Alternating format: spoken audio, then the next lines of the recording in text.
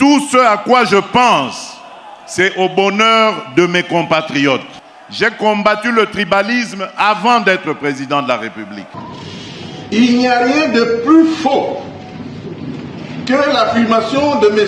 Félix Tshilombo déclarant à Lubumbashi que l'article 217 serait responsable de l'occupation de nos terres par des étrangers. En réalité, là, il confond la notion de souveraineté avec la notion de la cession de terre. J'ai commencé à combattre l'injustice depuis mon enfance, depuis avant même que je ne sois président de la République. Et ça ne va pas s'arrêter parce que quelques individus mal intentionnés et surtout manipulés par des officines étrangères vont m'intimider.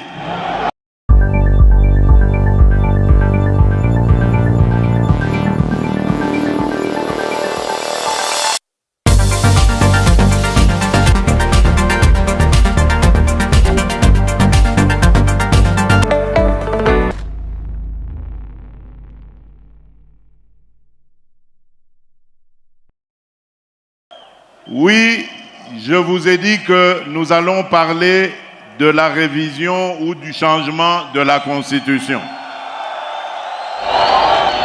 Avant cela, permettez-moi de dénoncer la manipulation et le danger de certains discours qui sont même prononcés par des personnes qui normalement devraient être au milieu du village.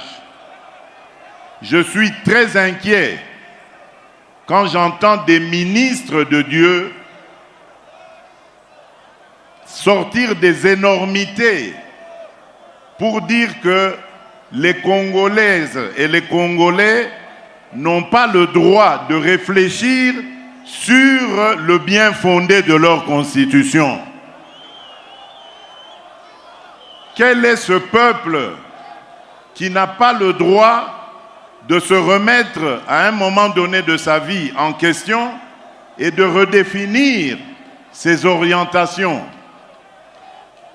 Ce que j'ai dit à Kisangani n'avait absolument aucun lien avec un quelconque troisième mandat. Mais vous avez entendu que cette fameuse opposition qui n'a rien à proposer, qui avait mordu la poussière très sérieusement lors des dernières élections, cette fameuse opposition cherche à manipuler la population en disant non au troisième mandat. Qui leur a parlé de troisième mandat? Mes chers compatriotes, je viens de clôturer aujourd'hui même à Kinshasa les états généraux de la justice congolaise. Et vous savez combien je me suis plaint depuis que je suis arrivé à la tête de ce pays de l'état de notre justice. Et les conférenciers, il y en avait eu plus de 5000, dans leur résolution, ont proposé de réviser 2 articles de notre Constitution.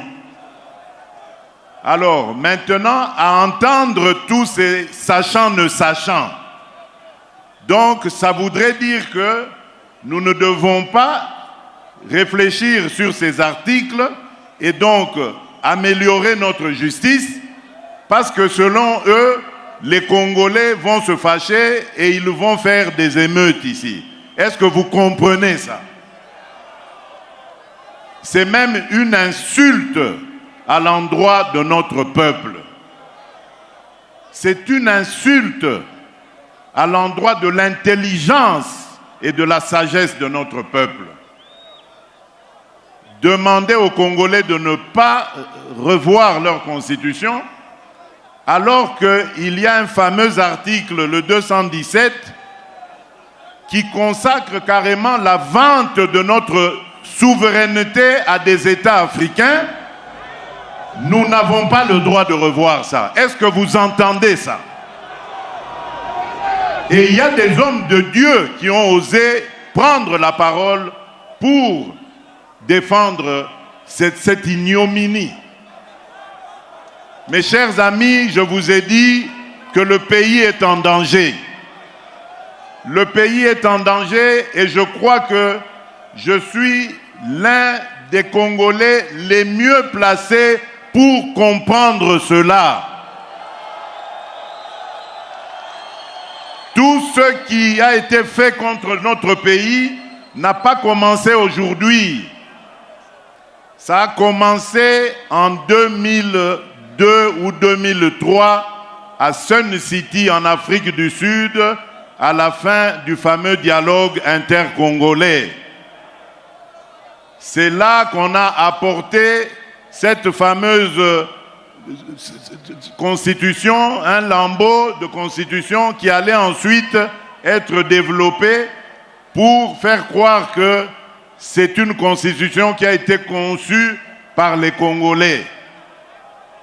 Il y a des pièges dans cette constitution. Et les guerres qui s'en sont suivies, la fameuse guerre du CNDP, la guerre du M23 d'hier et d'aujourd'hui, rentrent dans ce cadre de ce que vous avez vu dans cette constitution à l'article 217. On veut nous obliger à abandonner une part de notre souveraineté à des États voisins. Et on nous dit que nous n'avons pas le droit de revoir ça. Qui est celui-là qui va m'interdire, moi, le garant de la nation, à ne pas faire ça?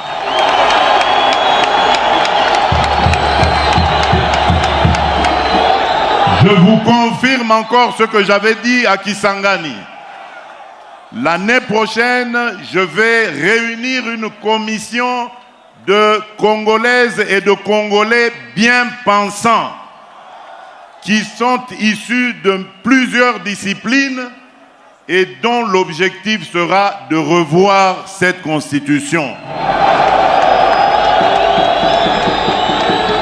Leurs propositions vous seront présentées à vous, peuple congolais, d'abord à travers vos élus, et si cela est nécessaire, nous consulterons la population, le peuple congolais, pour qu'il décide de lui-même s'il doit s'arrêter à la révision ou carrément aller au changement de la Constitution.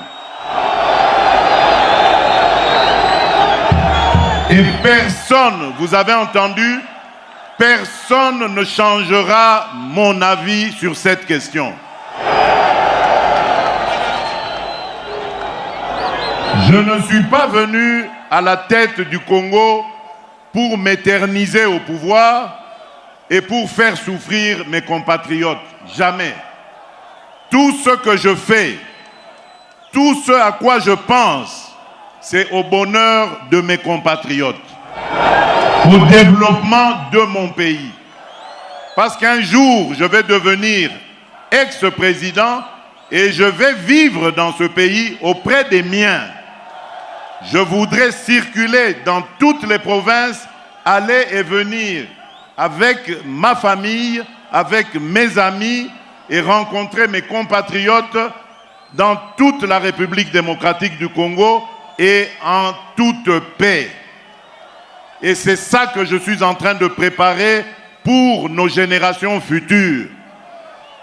Peut-être que je n'arriverai pas à tout réaliser, mais l'essentiel pour moi, c'est d'installer le pays sur de bons rails, des rails qui vont permettre au Congo d'aller tout droit vers son développement. Et personne ne m'empêchera de réfléchir de cette manière et d'avoir cette approche. Et je mets en garde tous ceux, politiques ou autres, qui voudraient aller dans le sens de manipuler notre population. Ils vont être exposés face à la justice et à des poursuites de la justice. Le débat est permis et je l'accepte sans problème. Mais la manipulation est interdite, surtout lorsqu'elle est destinée à la subversion, à monter un groupe de Congolais contre d'autres Congolais. Quand on est un homme d'église, on est censé être un homme de paix. Quand on est un homme politique, opposant fût-on, on est censé apporter des solutions de paix et de développement. On ne peut pas manipuler ses compatriotes pour les amener à se déchirer, voire même à s'entretuer. Ce sont des choses que je combats et que je combattrai toute ma vie. Je n'ai pas commencé à combattre le tribalisme seulement quand je suis devenu président de la République. J'ai combattu le tribalisme avant d'être président de la République. Ce n'est pas quand je suis devenu président que j'ai commencé à combattre l'injustice. J'ai commencé à combattre l'injustice depuis mon enfance, depuis avant même que je ne sois président de la République. Et ça ne va pas s'arrêter parce que quelques individus mal intentionnés et surtout manipulés par des officines étrangères vont m'intimider.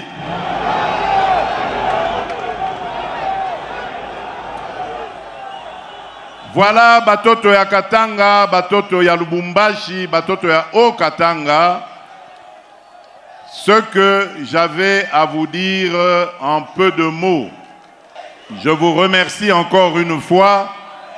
Aksanti sana, que Dieu vous garde, que Dieu vous bénisse. Nous allons encore, et je suis certain, nous revoir. Je vous remercie.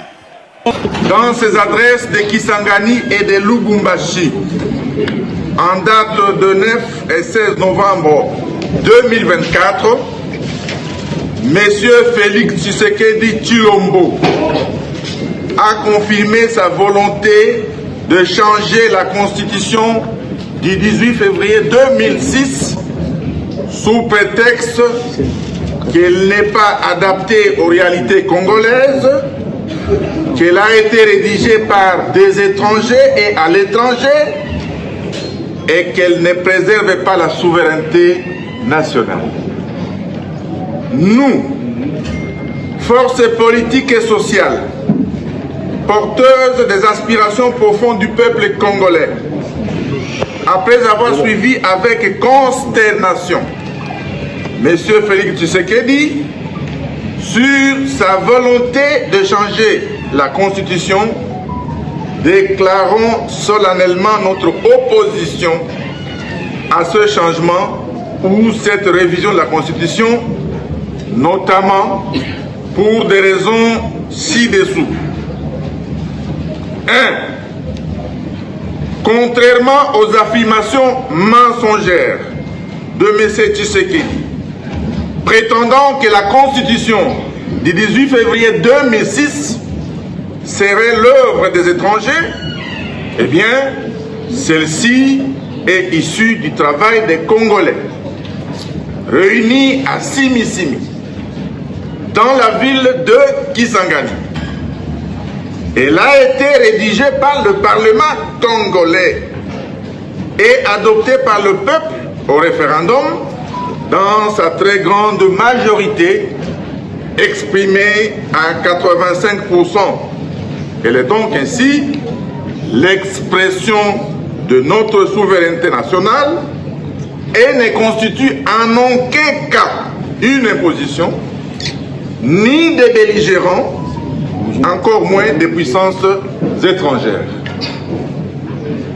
La Constitution a été conçue pour assurer le bon fonctionnement des institutions de la République, prévenir les conflits internes, promouvoir et consolider la cohésion et l'unité nationale, garantir les libertés publiques, promouvoir l'état de droit empêcher les dérives dictatoriales et garantir une alternance démocratique régulière. En outre,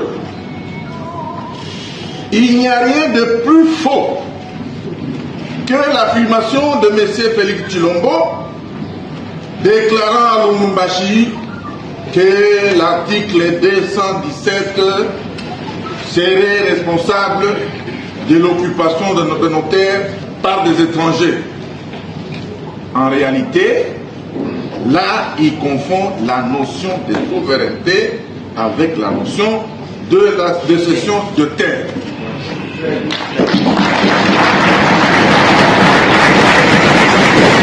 Aujourd'hui, de rappeler que dans notre pays, selon l'article 214, alinéa 2 de la Constitution, aucun millimètre, je dis bien aucun millimètre du territoire national ne peut être cédé à quiconque sans l'accord préalable du peuple congolais consulté par référendum.